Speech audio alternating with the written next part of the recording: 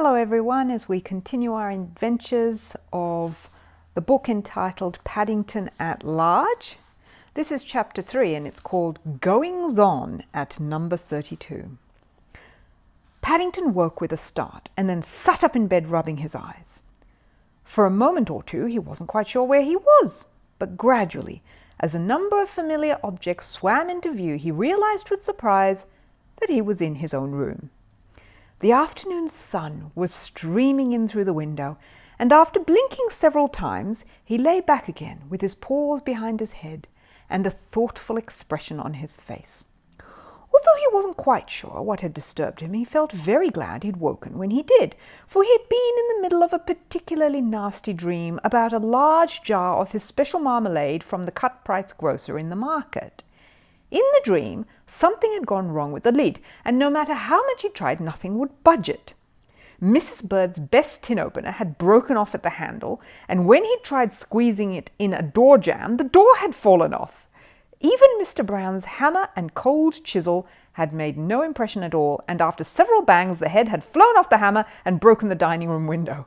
In fact, if he hadn't woken at that moment, there was no knowing what other awful things might have happened. Paddington heaved a sigh of relief, and after dipping a paw into an open jar of marmalade by his bed in order to make sure everything really was all right, he closed his eyes again. The Brown household was unusually quiet and peaceful that afternoon, for Paddington had the house to himself. In the morning, the postman had brought Jonathan and Judy a surprise invitation to a tea party, and by the same delivery a letter had arrived asking Mrs. Brown and Mrs. Bird to visit an old aunt who lived on the other side of London. Even Paddington should have been out, for Mr. Brown had given him several books to take back to the public library, together with a long list of things he wanted looking up in the reference department. It was Mr. Brown's list which had proved to be Paddington's undoing, for he had taken it upstairs to his room after lunch in order to study it, and before he knew where he was, he had nodded off. Thinking the matter over, Paddington wasn't quite sure whether it was the result of an extra-large lunch with 2 helpings of suet pudding, or the hot afternoon sun, or even a mixture of both. But whatever the reason, he must have been asleep for over an hour, for in the distance he could hear a clock striking 3. It was as the last of the chimes died away that Paddington suddenly sat bolt upright in his bed and stared with wide open eyes at the ceiling. Unless he was dreaming again, there was a strange scraping noise coming from somewhere directly overhead. It began by the door, then passed across the room in the direction of the window and paused for a moment before coming all the way back again. Paddington's eyes grew larger and larger as he listened to the sound, and they nearly popped out altogether a few minutes later when a noise remarkably like that of a hammer and chisel broke the silence which followed the scraping. After pinching himself several times to make sure it had nothing to do with his dream, Paddington jumped out of bed and hurried across the room in order to investigate the matter. As he flung open the window, an even stranger thing happened, and he jumped back into the room as if he had been shot, for just as he peered outside, a long, black, snake-like object came into view and hung there, twisting and turning for several seconds before it finally disappeared from view below the ledge. Paddington backed across the room, and after making a grab for his hat and suitcase, rushed out onto the landing, banging the door behind him. Although after the dream and the strange events that had followed he was prepared for almost anything, Paddington certainly wasn't expecting the sight which met his eyes on the landing, and he almost wished he'd stayed in his room. Only a few yards away, between his door and the top of the stairs, there was a ladder which definitely hadn't been there after lunch.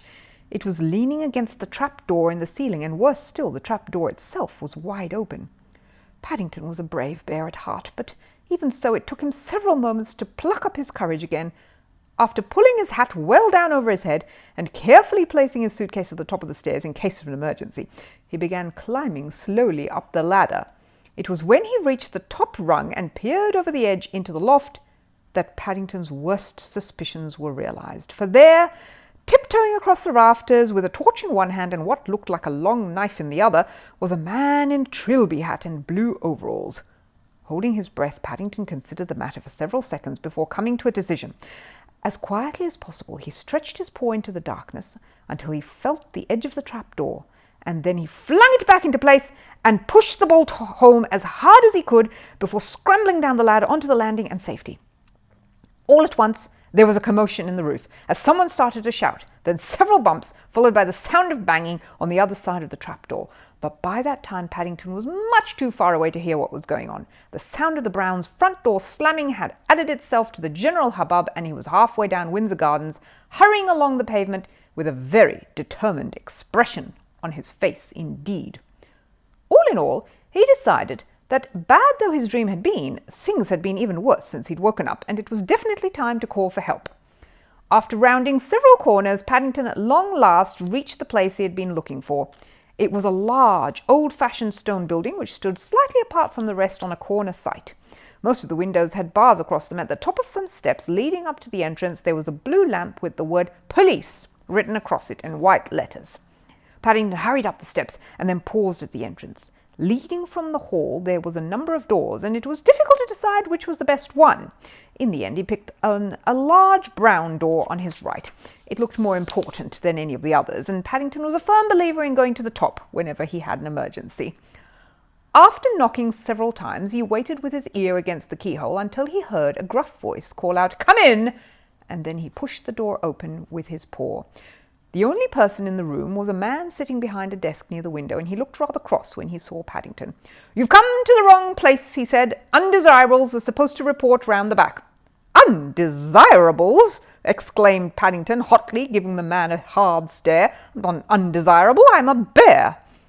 The man jumped up from behind his desk. "I beg your pardon," he said. "The light's none too good, and I thought for a moment you were Hairy Harry." "Hairy Harry?" repeated Paddington, hardly able to believe his ears. "He's what we call the Portobello Prowler," the man added confidentially, "and he's been giving us a lot of trouble lately. He's only small, and he slips in through pantry windows when no one's looking." His voice trailed away as Paddington's stare got harder and harder. What can we do for you?" he asked. "I'd like to see Sid, please," said Paddington, putting down his suitcase. "Sid?" repeated the man, looking most surprised. "I don't think we have any Sids here. We have several Alfs and a Bert, but I don't recall any Sids of any hand." Is any Sids offhand?"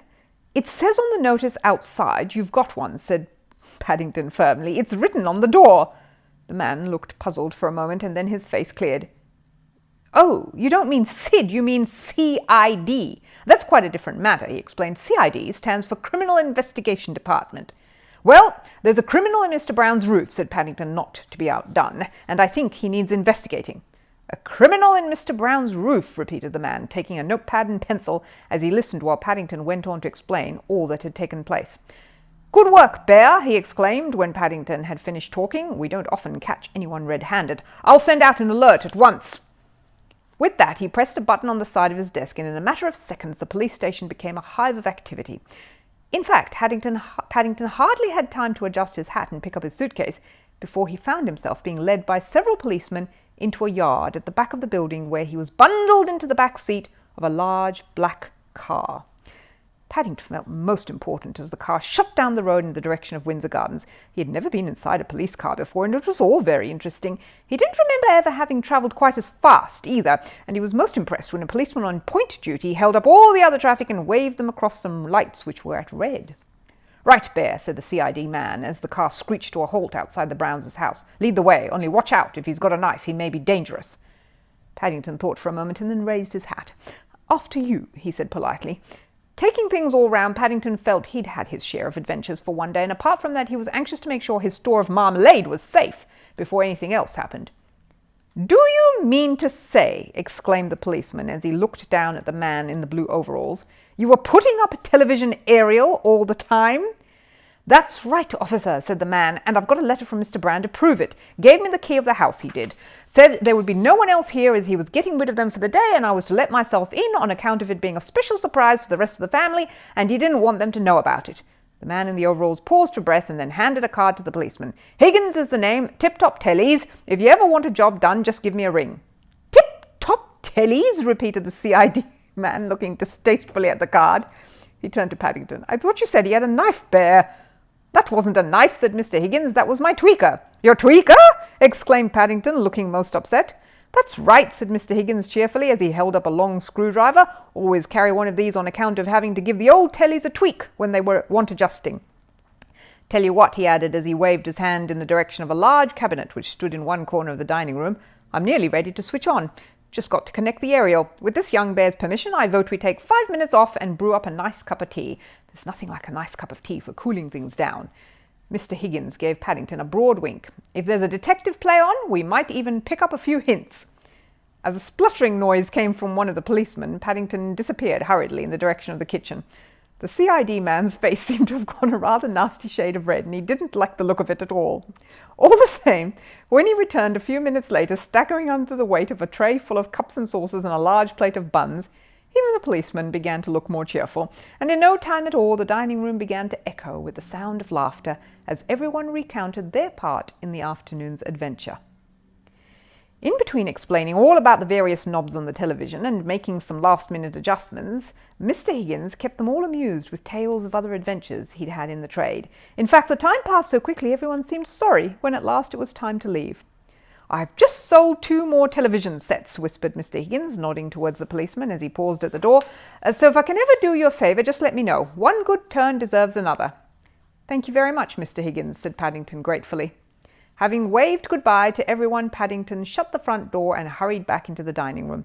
Although he was pleased that the mystery of the bumps in the roof had been solved, he was anxious to test Mr. Brown's new television set before the others arrived home, and he quickly drew the curtains before settling himself comfortably in one of the armchairs.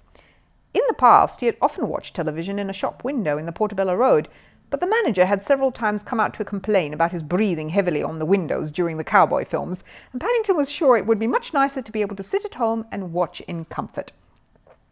But when he had seen a cartoon, some cricket, 2 musical items, and a program on bird watching, Paddington's interest began to flag, and after helping himself to another bun, he turned his attention to a small booklet which Mr. Higgins had left behind. The book was called How to Get the Best Out of Your Television, and it was full of pictures and diagrams, rather like maps of the underground, showing the inside of the set. There was even a chapter showing how to adjust the various knobs in order to get the best pictures, and Paddington spent some time sitting in front of the set, turning the brightness up and down and making unusual patterns on the screen. There were so many different knobs to turn and so many different things it was possible to do with the picture that he soon lost all account of the time, and he was most surprised when the dining room clock suddenly struck 6. It was while he was hurriedly turning all the knobs back to where they'd been to start with that something very unexpected and alarming happened. One moment a cowboy on a white horse was dashing across the screen in hot pursuit of a man with a black moustache and side whiskers. The next moment there was a click, and before Paddington's astonished gaze, the picture shrank in size until there was nothing left but a small white dot. He spent some moments peering hopefully at the screen through his opera glasses, but the longer he looked, the smaller the dot became, and even striking a match didn't help matters, for by the time he had been in the kitchen to fetch the box, the spot had disappeared completely. Paddington stood in front of the silent receiver with a mournful expression on his face. Although Mr. Brown had gone to a lot of trouble in order to surprise the family, it was quite certain he wouldn't be at all pleased if they received that much of a surprise and arrived home to find it wasn't even working. Paddington heaved a deep sigh. "Oh dear," he said, as he addressed the world in general, "I'm in trouble again." "I can't understand it," said Mr. Brown as he came out of the dining room. "Mr. Higgins promised faithfully it would be all ready by the time we got home." "Never mind, Henry," said Mrs. Brown as the rest of the family crowded round the doorway. "It was a surprise, and I'm sure he'll be able to get it working soon." "Crikey!" exclaimed Jonathan. "He must have been having a lot of trouble. Look at all the pieces." "Don't bother to draw the curtains. We'll eat in the kitchen," said Mrs. Brown as she took in the scene. There were bits and pieces everywhere, not to mention a large number of valves and a cathode ray tube on the settee. Mrs. Bird looked puzzled. "I thought you said it wasn't working," she remarked. "I don't see how it could be," replied Mr. Brown. "Well, there's something there," said Mrs. Bird, pointing to the screen. "I saw it move." The Brown family peered through the gloom at the television set. Although it didn't seem possible Mrs. Bird could be right, now they looked, there was definitely some kind of movement on the glass. "It looks rather furry," said Mrs. Brown. "Perhaps it's one of those animal programs. They do have a lot on television." Jonathan was nearest to the screen, and he suddenly clutched Judy's arm. "Crumbs," he whispered as his eyes grew accustomed to the dark and he caught sight of a familiar-looking nose pressed against the glass.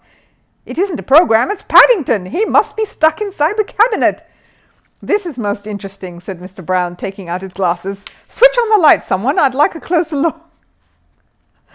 As a muffled exclamation came from somewhere inside the television, Jonathan and Judy hurriedly placed themselves between Mr. Brown and the screen. "Don't you think you ought to ring Mr. Higgins, Dad?" asked Judy. "He'll know what to do." "We'll go down and fetch him if you like," said Jonathan eagerly. "It won't take a minute." "Yes, come along, Henry," said Mrs. Brown. "I should leave things just as they are. There's no knowing what might happen if you touch them." Rather reluctantly, Mr. Brown allowed himself to be shepherded out of the room, closely followed by Jonathan and Judy. Mrs. Bird was the last one to leave, and before she closed the door, she took one last look around the room. "There are some rather nasty marmalade stains on that cabinet," she said in a loud voice. "If I were a young bear, I'd make sure they're wiped off by the time Mr. Higgins gets here. Otherwise, certain people may put two and two together." Although Mrs. Bird kept a firm hand on goings-on in the Brown household, she was a great believer in the proverb, "least said, soonest mended," especially when it had to do with anything as complicated as a television set. If Mr. Higgins was surprised at having to repay Paddington's good turns so soon, he didn't show it by so much as a flicker of an eyelid. All the same, after Mrs. Bird had spoken to him, he took Paddington on one side and they had a long chat together while he explained how dangerous it was to take the back off a television receiver if you didn't know what you were doing. "It's a good job Bear's paws are well insulated, Mr. Brown," he said as he bade goodbye to Paddington. "Otherwise you might not be here to tell the tale." "That's all right," he added cheerfully as Paddington thanked him for all his trouble. "Got a bit of marmalade on my tweaker, but otherwise there's no harm done, and I dare say it'll wash off." "It usually does," said Mrs. Bird with the voice of experience as she showed him to the door. As the Browns trooped into the dining room for their first evening's viewing, it was noticeable that one member of the family settled himself as far away from the screen as possible. Although Mr. Higgins had screwed the back on the television as tightly as his tweaker would allow, Paddington wasn't taking any more chances than he could help. "Mind you," said Mrs. Brown later that evening when Mrs. Bird came in with the bedtime snack, "I still can't understand what it was we saw on the screen. It was very strange." "It was probably some kind of interference," said Mrs. Bird gravely, "and I don't suppose it'll happen again. Do you, Paddington?" As she spoke, several pairs of eyes turned in Paddington's direction, but most of his face was carefully hidden behind a large mug, and very wisely he only nodded his agreement. Not that he was having to pretend he felt tired, for in fact it was only the cocoa steam that was keeping his eyelids open at all. Nevertheless, there was something about the way his whiskers were poking out on either side of the mug that suggested Mrs. Bird had hit the nail on the head, and that as far as the Brown family were concerned, there was one kind of interference they weren't likely to get on their television again in a hurry.